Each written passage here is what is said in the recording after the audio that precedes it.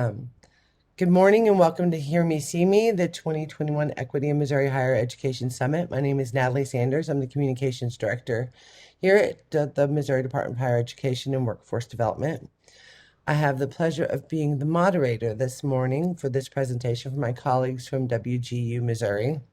Before we get started, some virtual conference etiquette reminders. All participants should stay muted to eliminate background noise. We want to see your faces. If you have a camera, turn it on to better engage with us. I'm sorry, mine is turned off because we're getting ready to fix a technical issue. Um, all presentations will be live, so bear with us on any technical issues. The chat will be monitored for questions throughout the presentations. If you enter a session and decide it's not for you, please close out and head to a different session, just like you would at the in-person conference. All sessions will be recorded so you will be able to access them after the conference. And don't forget to engage with us on social media using Equity 2021 at MoDude and our new conference website, which is edevents.do.mo.gov. And there, if you have any questions, feel free to put them in the chat, and we'll take a look at those at the end. Thanks. Take it away. Okay, thank you so much. We appreciate that. I'm Angie Besendorfer. I'm the Chancellor for WGU Missouri, and happy to be here with my colleagues also from WGU.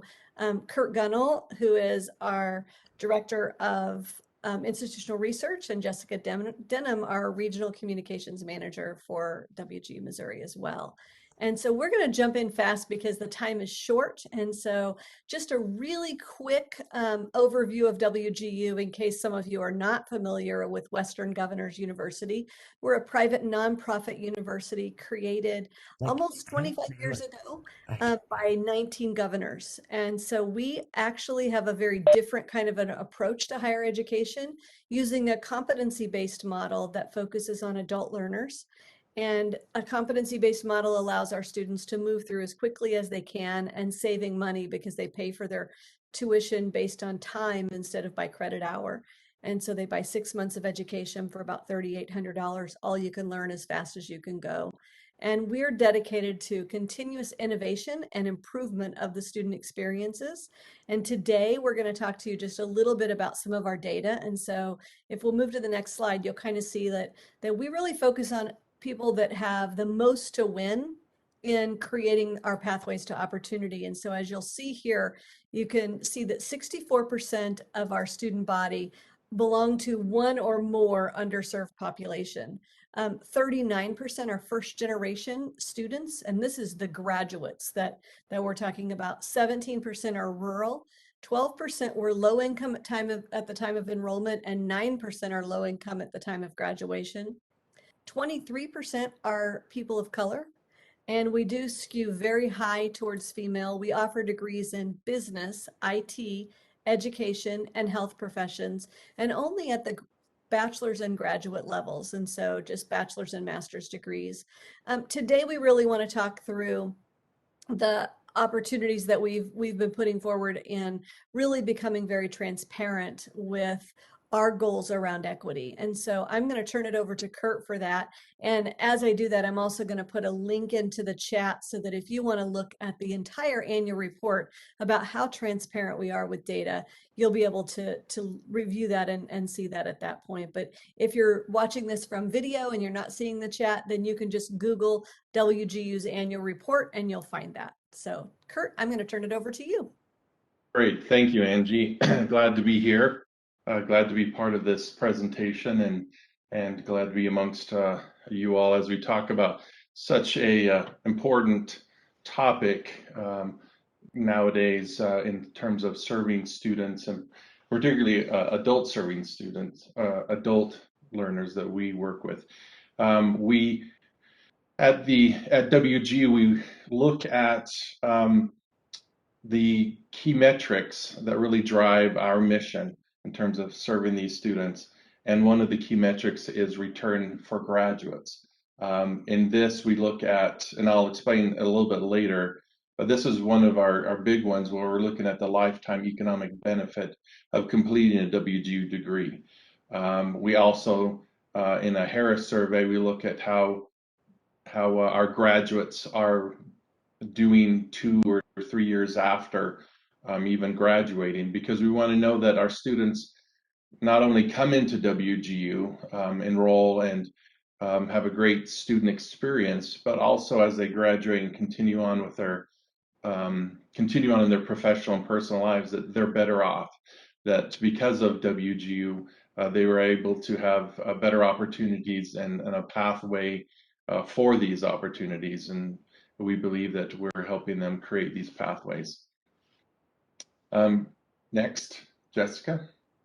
So we look at equitable access and attainment. These are two of the key metrics where we want to look at enrollment by these by students of color. It's important to obviously have this access for these students of color, and so we have these goals. Right now we're at 27%, and we want to reach a goal of 40% by 2020. So enrollment and having this access for these students is extremely important. But even more important is our attainment. Our undergraduate students of color, our 4-year completion rate, we're at 36. Now we're at 45%. We want to be at 45% at 2025. So not only enrolling them and working with them through their academic journey with our faculty, our learning resources, and other our community, our student communities, but we want them to graduate. And so we've put a lot of time and effort and resources, people behind making sure that not only they enroll, but they actually graduate. And when they graduate, continue on to have better opportunities. Next. So these three key metrics of attainment, return for graduates, and equity. Attainment, obviously, we want to make sure that they have graduation opportunities, work with particularly students of color and all of our students. But graduation is the ultimate goal. Then after they graduate, we want to set up measurements to make sure that 2 years later, 3 years later, that we're assessing them and making sure that particularly that they're thriving, that they're having better opportunities for salary, for promotions, wage increases, and that. And so we've set up some measurements to do that. And then for equity, we want to make sure that as our students graduate and then they have better opportunities ahead, that we make sure that all students have that, and so that our students of color, first generation, low income, and rural students have these opportunities, so that all of our students have these opportunities. And so these are our three key metrics, which really guide what we do. And so what we do next is we've set up a reporting ecosystem. Angie has set up an annual report link for you to look at, and there's some great data in there, some obviously charts and other things.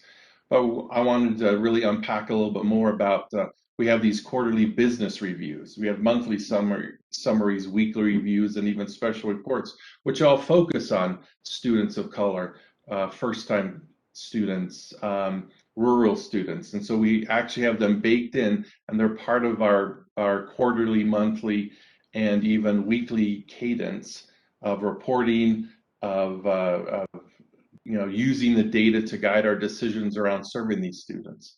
And so it's part of this ecosystem that we've developed and built out to help our faculty, help our leadership, and all of those who really serve our students, particularly our faculty, so that they can receive the great learning resources, the faculty one-on-one model that we have. And so this is a great opportunity for all of our students to receive this type of one-on-one service. So,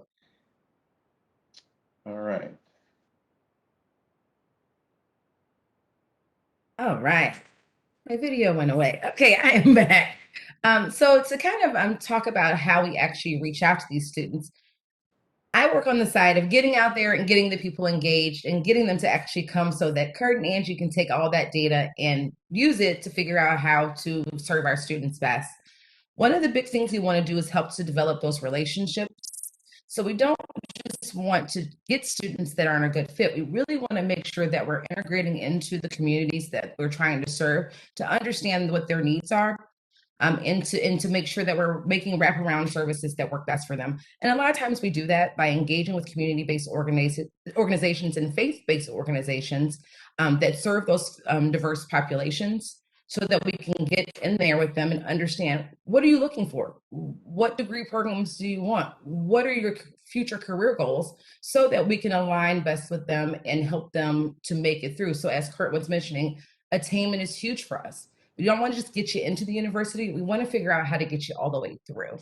And so making sure that we really are there to support them and we understand everything that they need to continue through those programs. Another big way that we reach out to these diverse audiences is through conferences and sponsorships. So big conferences that we attend are like the National Black MBA Conference, is one that we just did recently in September in Chicago. Working with that group to make sure that people know about WGU. It's a great opportunity for them. And if we're not the right fit for them, helping to guide them to other places that might be. So just making sure that they know that there's opportunities out there for them to continue their education and to really make awesome changes in their lives. Other things that we do are let people know about scholarship programs that we have available. We have tons of different scholarships that can help them continue their career, especially for adult learners. A lot of times they don't know that there's scholarships available. A lot of times what they hear about are those, hey, high schoolers, and they watch those videos of high schoolers, getting admitted to college, and they hear about big scholarships for them, but they think there's not ways and pathways for them to attain their degree with money, but we have great scholarships available for them.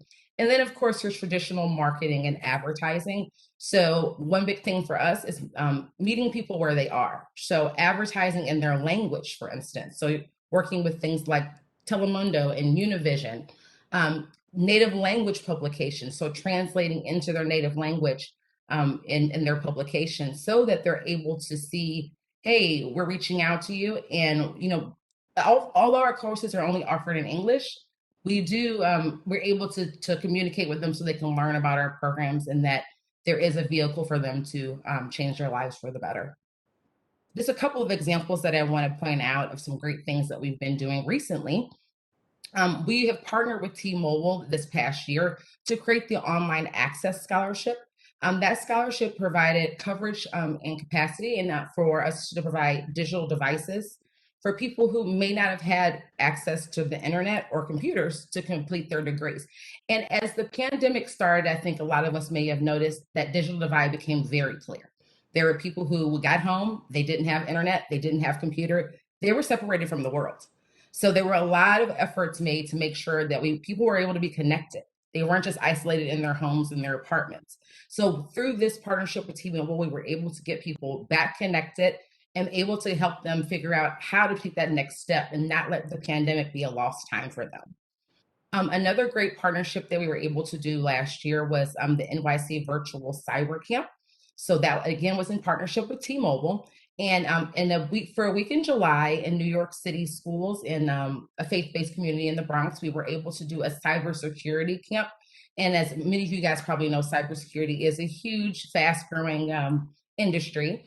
And so we got some teens that were interested in that field, and we're able to immerse them for a week in a program where they were able to do some hands-on kind of training and learning, and really give them a leg up so they can say, is this interesting to me? Could this be a future career goal?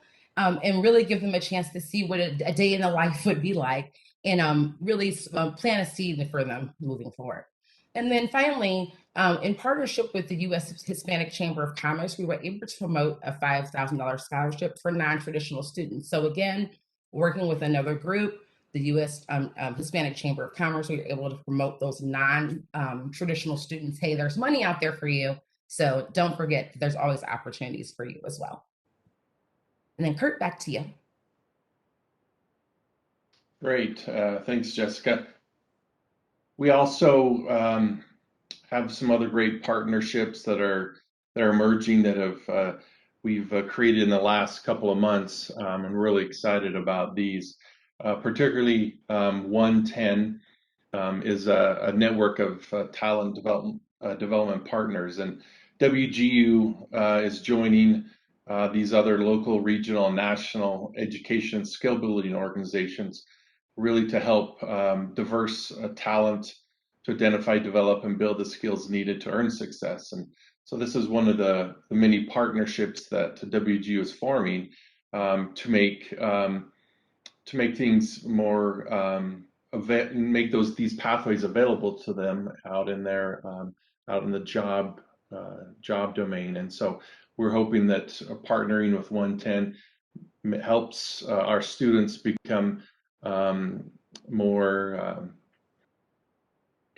just helps them to have these other networking and contacts to help them as they graduate. Because again, enrollment is great, but graduation is even better. And then securing those job opportunities is obviously important. So making sure that WGU can partner with those organizations that really highlight some great some experiences and opportunities for our students. And so we are excited to partner with 110, and we hope in the coming months, if not several years, that we can really create these pathways for our students so that they can thrive, their families can thrive. And so 110 is the first example, and the second example is again, we're just really excited to partner with the Gates Foundation, and this is a big research project that we're really wanting to just dig deeper into the journeys of Black, Latinx, and Indigenous learners. Really work with our faculty, curriculum, technology, processes, and systems while they're enrolled at WGU. And so we have 5 focus projects looking at the student journey as one of them. The second one, learner profiles, understanding them a little better so that the students could have greater success.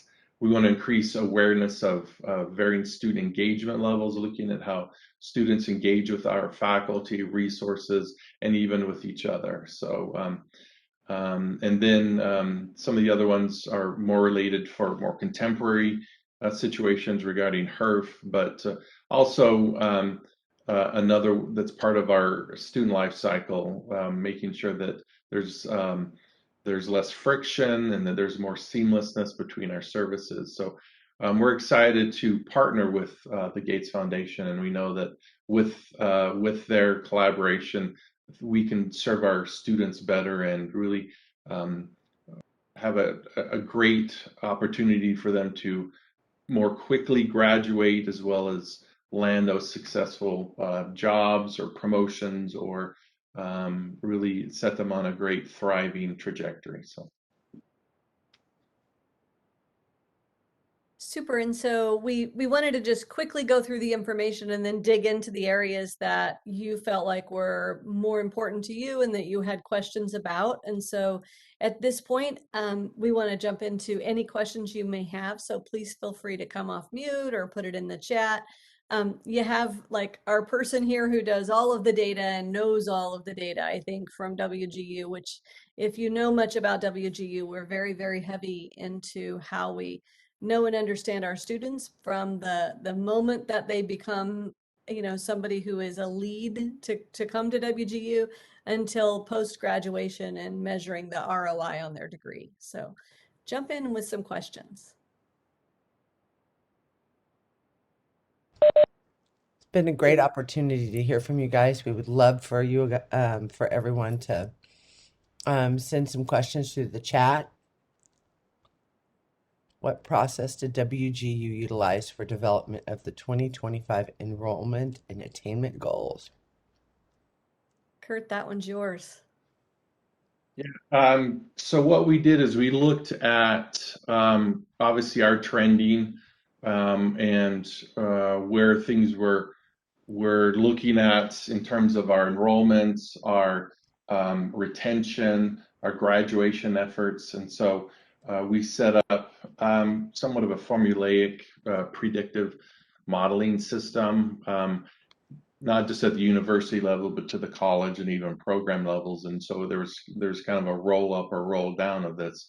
And so we talked with our college leaders, our deans, program leaders, our finance people, And so it was a cross university, roll up the sleeves, sit down and a very cross-pollination project. And it took us several months, and we set some goals and some stretch goals and such, but it really was a cross university effort using data, and to guide our discussions, as well as looking at some external data to WGU, looking at some marketing, looking at some domain areas, growing areas of programs and such. And so it really was very comprehensive effort to look at,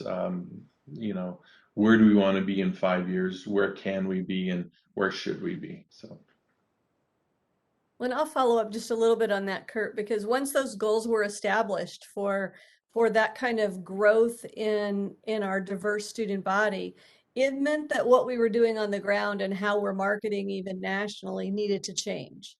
That we had to really look at where are we advertising, which is the kind of things that Jessica really is looking at. Where are we placing op-eds? Where are we finding ourselves? Where does WGU show up? Is it a billboard on the highway, or is it on the bus? Looking at the right kinds of things where we're finding the people that could need us the most. And so that's a really big shift for us. The other thing to know about WGU is we know about 50% of our students come to us from a referral.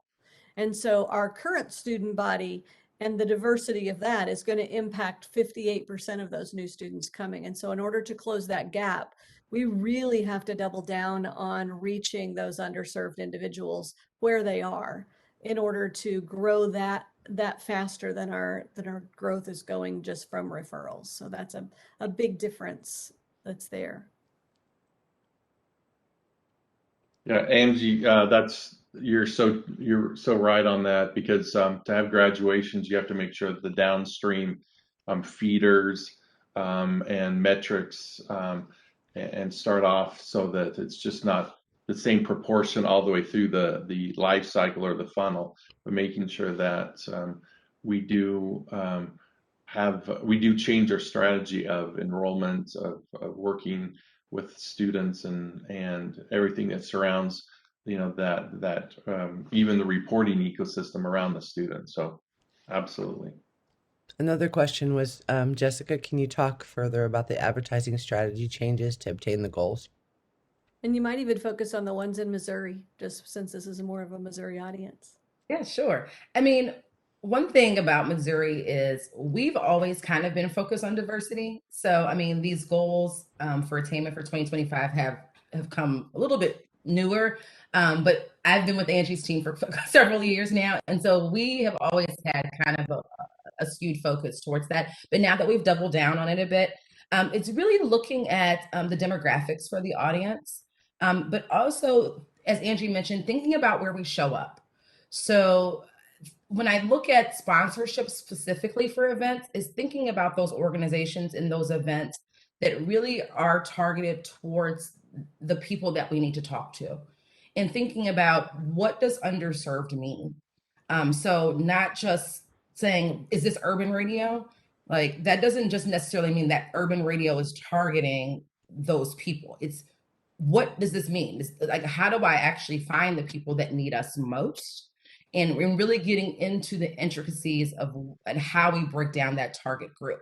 So am I really going out to the YWCA and sitting down and interacting with the people who are being served there? Am I going out to the Urban League of Metropolitan St. Louis and sitting down with the leaders of the Save Our Sons program and actually talking to those people and saying, how do I integrate with your program directly to talk to the clients that you're serving here? And so I'm sponsoring those types of events because those are the clients we need to be serving. I can get a big flashy billboard on the side of the highway, as Angie mentioned, and that will get us some brand awareness. But does it actually drive the enrollment and us actually enrolling the students that we need to change their lives? So I have to actually think about, yes, I can build a brand awareness that helps to drive them getting jobs and things after the fact, but I'm also thinking about the other side of the coin of how do I actually integrate into our community and make us a part of that so that we're actually serving our mission of changing lives one by one. So And hopefully that was what I helpful would to say answer. administratively from that is that we're being less efficient with some of our marketing because it's more efficient to just go find the people who think they're ready for college and get them there. It's a completely different kind of an approach, which is more costly to go find the people who don't think college is for them and help them understand the WGU difference and how they can work and go to school at the same time and how this can be possible. And even if they didn't like school, this might work for them. Those kinds of things are a way different type of marketing.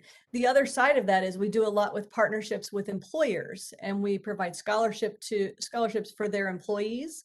And we've done that for years, but we focused on healthcare and we focused on different kinds of large organizations. We're getting ready to announce a new partnership with a very large organization nationwide, but the focus is on the frontline workers in those restaurants.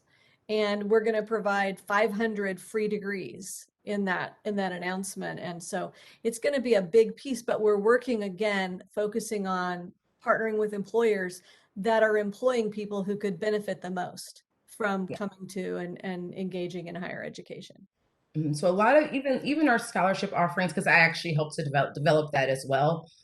So thinking about like who are we actually serving? So a lot of the scholarships that I've been developing recently have been targeted that. So your first responders and your frontline workers. So when I'm thinking through the pandemic, who is being most impacted? How do I actually get those people to think about how to recalibrate and pivot within their lives? So again, I still do a lot of the big splashy stuff. We're still, sponsoring the Cardinals and doing some of those fun things. But I also am really trying to think about, how do I integrate into these faith-based organizations? How do I work with people like, the Bruce will be presenting this week. So shout out to the Bruce Foundation and some of those groups, because we still need those. But we still need to be in the St. Louis American and those kind of things. But also, how do I work in lockstep with some of our community groups to also kind of elevate some of those programs as well?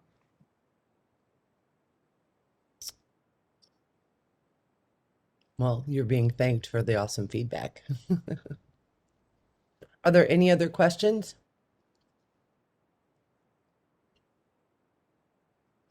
Okay. On a final note from us, I would say that just as a point of reference, WGU continues to grow nationally. We're up to 130,000 students, but 250,000 graduates. And the big talking point about that is 50,000 of those graduates graduated in 2020. So it's kind of amazing what's going to be happening for the workforce based on what's going on with really focusing on adult learners and changing that landscape of thinking about higher education. And so love to have you all on the journey. Please don't hesitate to reach out to us if you have any questions. It's easy to find us.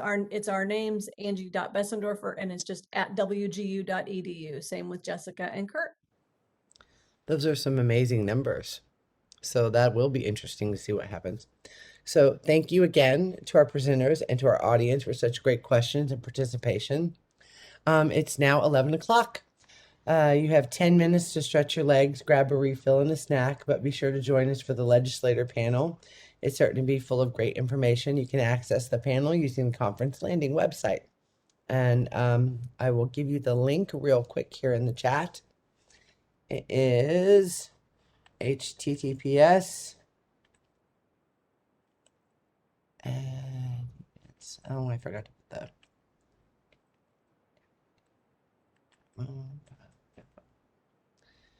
And I forgot to put the little.